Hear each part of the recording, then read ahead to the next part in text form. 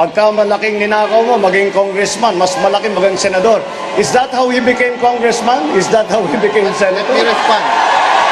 That's not how I became congressman. It's not how I became senator. Well, mga kababayan, alam kong sa Europe nag-aral si Senator Bongbong kahit peke yung diploma.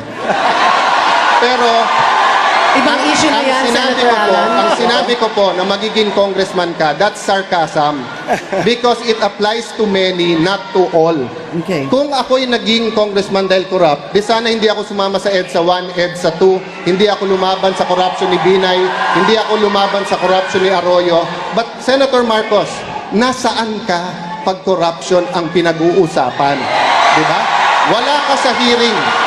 Sabi mo kanina, Senator Marcos, matagal tayong magkapartido, bakit ngayon lang bringing up? Naalala ko tuloy, nung hearing na Napoles, galit siya sa akin lumapit kasi pinapatawag ko yung isang Maya Santos. Ngayon ko lang nalaman bakit, kasi lumalabas doon sa final ngayon sa Ombudsman, yun pala ang in-between ni Senator Bongbong at ni Napoles. All right. This will be